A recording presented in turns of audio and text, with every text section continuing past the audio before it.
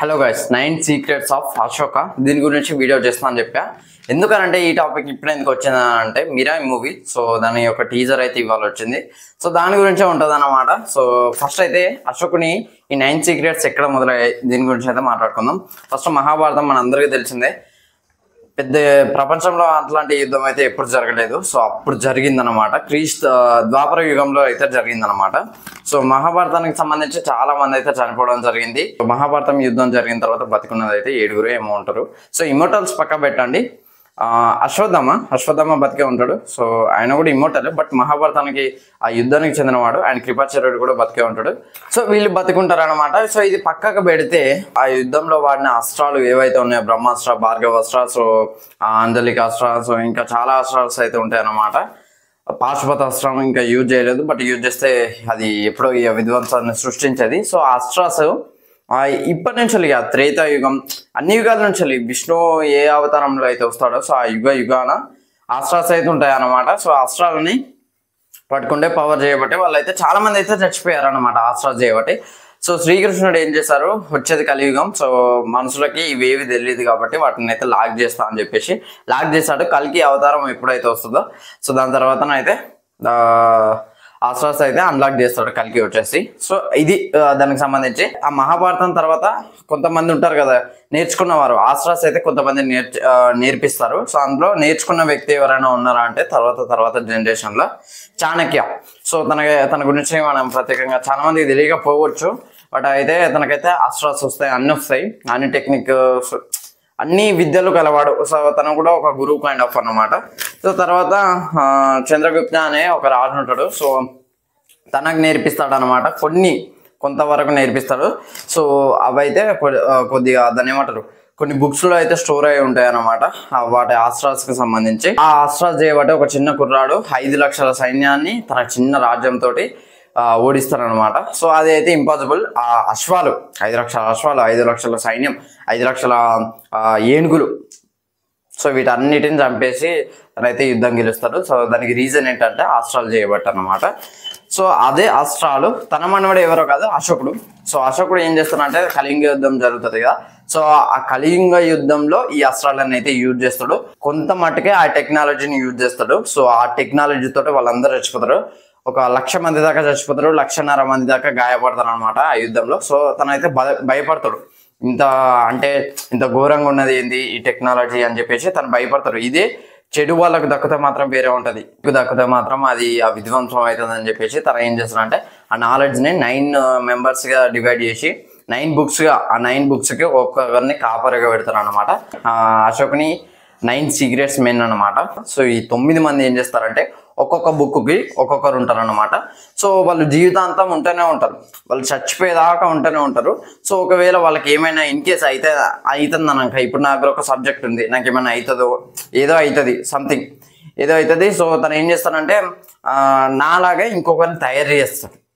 So తయారు చేస్తే నేను చచ్చిపోతుంటే వచ్చి జాయిన్ అవుతాడు. ఆ వ్యక్తి కూడా దబ్బున అతనికి ఏమన్నా అవుతుంది అని చెప్పేసి ఇంకొకరిని తయారు చేస్తాడు. సో అట్లా తయారవుతూనే ఉంటారు అన్నమాట. ఆ నాలెడ్జ్కి సంబంధించి ఆ సీక్రెట్ సొసైటీ ఉందని చెప్తారు, బట్ అది ఎంతవరకు నిజమో కూడా తెలీదు. అండ్ ఇంకొకటి ఏంటంటే బయట వారు ఎవరైనా వచ్చి ఆ సీక్రెట్స్ని తెలుసుకోవాలని ప్రయత్నించిన వాళ్ళు చంపేస్తారు అన్నమాట. సో అది మళ్ళా ఈ 9 members కి ఇప్పుడు నా దగ్గర ఒక బుక్ ఉంది, ఇది ఆ నాలెడ్జ్ అయితే నాకుంది, ఇంకొకరి దగ్గర ఇంకో బుక్ ఉంది, ఆ నాలెడ్జ్ వాళ్ళకు ఉన్నది. సో మా ఇద్దరి మధ్య ఆ నాలెడ్జ్ ఏదైతే ఉంటుందో, సో నీ నాలెడ్జ్ నాకు తెలియదు, నా నాలెడ్జ్ నీకు తెలియదు, అట్లా తెలిస్తే కూడా చంపిస్తారు అనమాట. అండ్ ఆ 9 సీక్రెట్స్ గురించి అయితే ఇప్పుడు మాట్లాడబోతున్నా. ఫిజియాలజీ, సో స్పర్శతో చంపడం. సో చిన్న ముట్టుకున్నతోటే చంపేయచ్చు.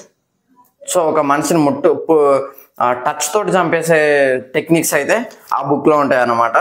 సో ఇందులోకి వెళ్ళి మన కరాటే, కుంఫు అవి పుట్టినాయని చెప్తారు, మరి అది ఎంతవరకు నిజమో తెలీదు. అండ్ కమ్యూనికేషన్, సో ఈ కమ్యూనికేషన్ ఏంటంటే వేరే ప్లానెట్స్ తోటి కమ్యూనికేట్ చేయొచ్చు మనం, గ్రహాంత వాసులతోటి, అదే ఏలియన్స్ అంటారు కదా, సో ఏలియన్స్ తోటి అయితే కమ్యూనికేట్ చేయొచ్చు, వాళ్ళు చేశారంట. అండ్ గ్రావిటీ, సో ఇది వచ్చేసి ఏరోప్లేన్ సీక్రెట్స్ గురించి ఉంటాయి అనమాట. ఏరోప్లేన్స్ గాల్లో ఇట్లా ఎగురుతాయి. అండ్ ఇన్విజిబుల్ ప్లేన్స్ ఉంటాయి, కంటికి కూడా కనబడవు, అట్లాంటి ప్లేన్స్ అయితే ఉంటాయి అనమాట. అండ్ ఫ్లయింగ్ సాసర్స్ ఉంటాయి. సో వేరే లోకాలకి ఎలా ప్రయాణించవచ్చు, సో అవి కూడా ఉంటాయి అనమాట. Next microbiology.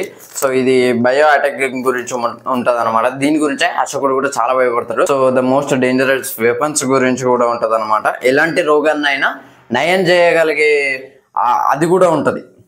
అట్లాంటి మెడిసిన్స్ కూడా ఈ బుక్ కి సంబంధించి ఉంటాయి అనమాట. 5th బుక్ వచ్చేసరికి మైండ్ గేమ్. సో వేరే వాళ్ళ కళలోకి మనం వెళ్ళి భయపెట్టొచ్చే అట్లాంటి విద్యను అయితే ఈ బుక్ లో ఉంటది అనమాట. అండ్ 6th కాస్మాలజీ, విశ్వం పుట్టుక నుంచి and big bang theory. So దానికి ముందర నుంచి అన్ని ఉంటాయట. సో పంచభూతాలను ఎలా కంట్రోల్ చేయొచ్చు, సో ఇవి కూడా ఉంటాయి అనమాట. అండ్ టైం ట్రావెలింగ్ గురించి కూడా ఈ బుక్ లో ఉంటది. అండ్ రసవాదం, సో ఎలాంటి వస్తువునైనా గోల్డ్ గా మార్చే టెక్నాలజీ అయితే ఉంటది అనమాట. చాలా మంది చంద్రగుప్తన్ అయితే ఒక వస్తువుని బంగారంగా మార్చి వేరే ఆ వ్యక్తులను అయితే కొన్నాడు అనమాట. అండ్ 8th వచ్చేసరికి లైట్ ని వెపన్ గా యూజ్ చేయొచ్చట.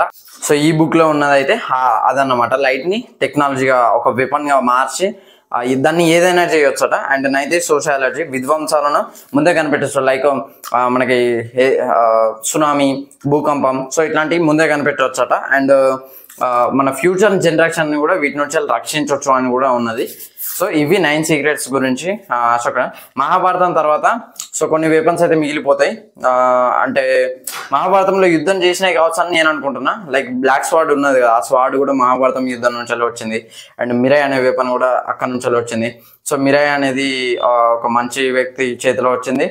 బ్లాక్ స్వాడ్ అనేది ఒక ఆ చెడు మిరాయికి మరి ఆ వెపన్స్ కి సంబంధం ఏంటి అని మీరు అనుకోవచ్చు. సో సంబంధం ఉంది. ఏంటంటే సపోజ్ అది మహాభారతం యుద్ధం నుంచి వచ్చింది అనుకో, దాన్ని వాడి ఆ వెపన్ ని వాడి అక్కడ 9 సీక్రెట్స్ ఆ సొసైటీని నాశనం చేసి ఆ టెక్నాలజీని ఏదైతే ఉన్నదో తనైతే దక్కించుకోవాలని ప్రయత్నిస్తున్నాడు. సో తానకి అడ్డుగా మిరాయ్ అయితే వస్తాడు. సో ఇది ఓవరాల్ గా. అండ్ క్లైమాక్స్ లో, టీజర్ క్లైమాక్స్ లో ఒక వ్యక్తి నడుచుకుంటూ వెళ్తుంటారు. సో తన కలర్ వచ్చేసరికి బ్లూ ఉంటుంది, బాడీ కలర్. సో తనైతే శ్రీకృష్ణుడు అని కొంతమంది అంటున్నారు, అది రాముడు అని కొంతమంది అంటున్నారు. సో నేనైతే రాముడు అని అనుకుంటున్నా, ఎందుకంటే శ్రీకృష్ణుడు వచ్చేసరికి వైట్ దుస్తులు ధరిస్తాడు. మరి రామాయణం మిరాయి మూవీకి ఎట్లా కనెక్ట్ చేస్తారో చూడాలి. సో నేనైతే ఈగర్గా వెయిట్ చేస్తున్నా. సో ఇది ఫ్రెండ్స్ ఓవరాల్ గా 9 సీక్రెట్స్ ఆఫ్ అశోక ఇన్ఫర్మేషన్ అయితే ఇది. సో ఈ ఇన్ఫర్మేషన్ నచ్చినట్టయితే లైక్ చేయండి, షేర్ చేయండి, కామెంట్ చేయండి, ఛానల్ సబ్స్క్రైబ్ చేసుకోండి. Thanks for watching.